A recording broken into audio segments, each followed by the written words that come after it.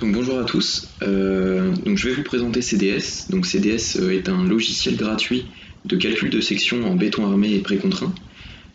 CDS est sur le cloud, donc vous n'avez pas à l'installer sur votre ordinateur.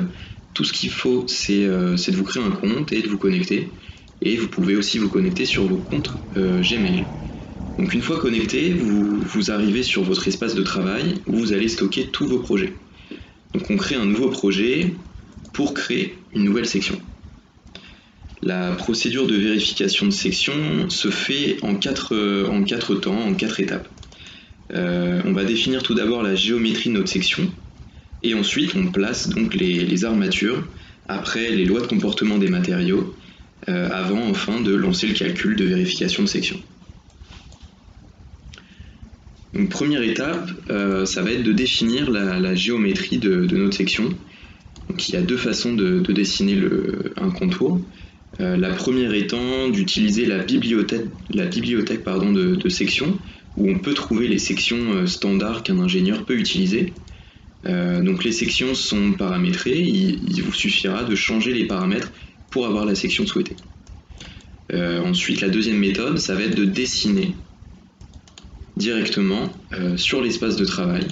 Donc CDS permet de dessiner des formes libres avec n'importe quel nombre de sommets et d'ouvertures. Donc on commence à dessiner la section. Le bouton contrôle du clavier doit être enfoncé et le dessin se fait dans le sens inverse des aiguilles d'une montre. Très important. Dans la fenêtre flottante, il y a une liste des sommets. Et donc à chaque fois qu'on rajoute un sommet, on le voit là. Les propriétés de la section et donc elles vont se mettre à jour en temps réel. On peut également revenir après pour affiner les coordonnées directement avec le clavier. On peut bien évidemment supprimer les points en appuyant sur la corbeille. Une fois fini avec donc le contour externe, on peut rajouter des ouvertures ou des contours internes. Donc pour cela, il faut appuyer une fois de plus sur le bouton Ajouter ouverture.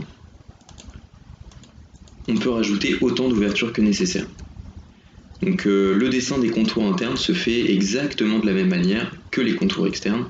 Donc bouton contrôle enfoncé et on clique directement sur l'espace de travail. Deuxième étape, rentrer les armatures. Donc deux types d'armatures. On va avoir les armatures normales et les armatures de précontrainte. Pareil que pour les contours, on enfonce le bouton central du clavier, le bouton contrôle et on clique directement sur l'espace de travail pour rentrer des armatures. CDS aussi couvre tout type de précontrainte. Donc on a un coefficient K qui représente le degré d'adhérence de la précontrainte. Donc pour K égale à 1, on a une adhérence totale, on parle donc de précontrainte adhérente. Et les armatures de précontrainte prendront de la surtension. Donc pour K égale 0, on n'a là pas d'adhérence, et dans ce cas-là, on parle de précontrainte externe. Et la contrainte dans les câbles reste constante.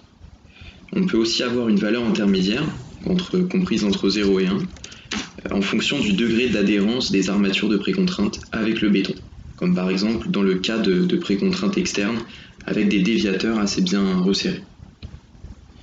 Troisième étape, donc en fait ce serait de définir les lois de comportement des matériaux, béton, acier et précontrainte. La définition des paramètres est assez intuitive.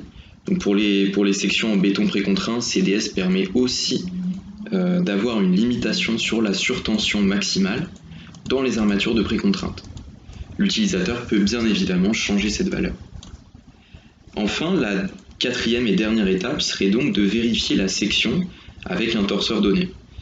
Donc on rentre le torseur d'effort directement dans la fenêtre flottante. On peut avoir autant de cas de charge que nécessaire.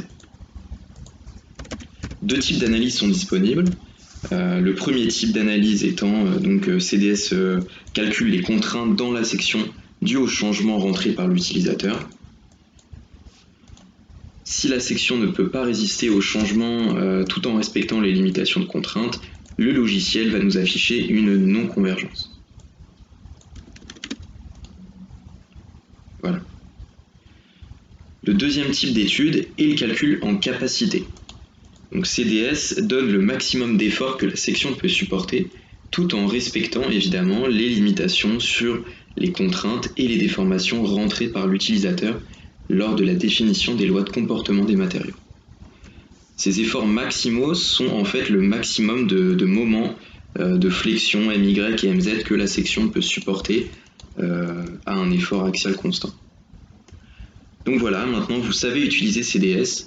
Je vous remercie d'avoir regardé cette vidéo jusqu'au bout et je vous souhaite un bon dimensionnement.